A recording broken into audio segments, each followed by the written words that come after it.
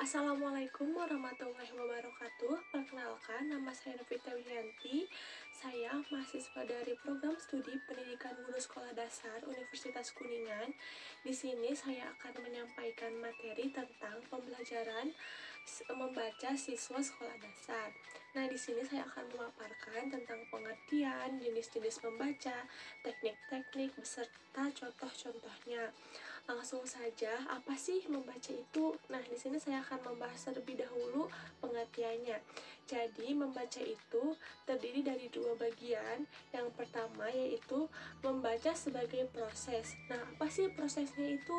Nah, mengacu pada aktivitas fisik dan mental. Nah, sedangkan membaca sebagai produk yaitu mengacu pada konsekuensi atau aktivitas yang dilakukan pembaca tersebut. Nah, selanjutnya ada jenis-jenis membaca. Nah, di sini ada yang pertama ada jenis membaca teknik. Nah, di sini ada teknik membaca ini, pengertiannya itu merupakan pelafalan kata intonasi atau kalimat yang baik dan benar. Kadang kan kita suka melafalkan kalimat itu dengan tidak baik dan benar dan tidak sesuai dengan kaidah Kamus Besar Bahasa Indonesia. Nah, misalkan nih contohnya kita sering menyebut sate. Nah, sebenarnya kata yang benarnya itu adalah satai. Jadi, sate itu salah ya, yang benarnya itu adalah satai. Nah, yang kedua itu ada cabe. Nah, cabe itu merupakan pelafalan kata yang salah. Cabe dan yang benar itu adalah cabai. Selanjutnya itu ada kerbo. Nah, kebanyakan orang ini menyebut hewan yang satu ini kerbo. Sebenarnya yang benar itu adalah kerbau. Jadi, kerbo itu salah, yang benar itu adalah kerbau. Nah, yang terakhir yang sering dilafalkan banyak orang dan ternyata itu salah adalah penyebutan kata ibu. Nah, sebenarnya itu ibu, tapi kebanyakan ditambah dengan huruf K, jadi ibu. Nah, jadi pelafalan ibu itu salah dan yang benar itu adalah ibu.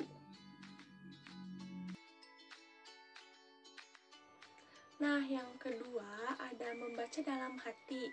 Nah, apa sih membaca dalam hati itu? Hakikatnya, membaca dalam hati itu dilakukan oleh orang-orang dewasa atau orang-orang yang telah lulus bangku sekolah.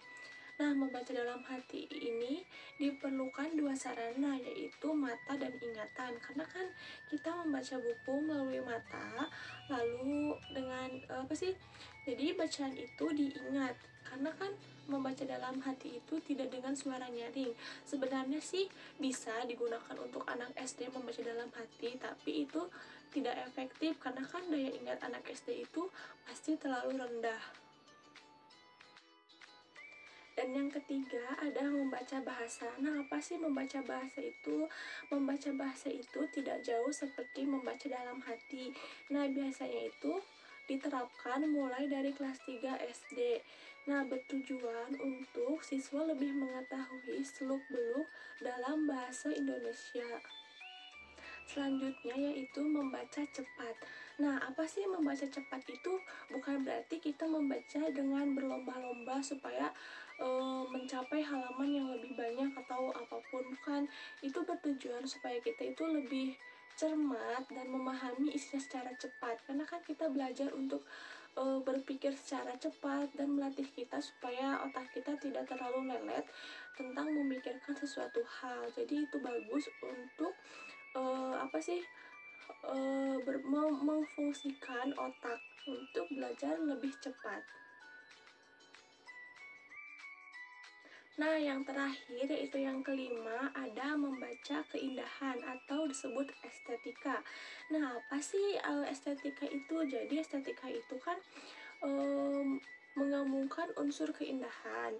Nah, bisa jadi digambarkan dengan rasa emosional. Nah, bertujuan supaya siswa itu bisa memahami tentang intonasi, kalimat, tanda baca. Jadi di dalam suatu bacaan itu terdapat keindahan-keindahan yang bisa kalian pelajari, dan tidak hanya membaca tapi kalian juga bisa mempelajari apa sih di dalam bacaan itu, ada intonasi apa saja, cara bicaranya seperti apa. Nah, bertujuan seperti itu cara membaca keindahan atau estetik. Alhamdulillahirrabbilalamin, pemaparan materi tentang pembelajaran membaca siswa SD telah selesai. Kurang dan lebihnya mohon dimaafkan. Semoga bisa bermanfaat untuk teman-teman semuanya. Saya tutup. Wabillahi taufiq wal hidayah. Wassalamualaikum warahmatullahi wabarakatuh. See you.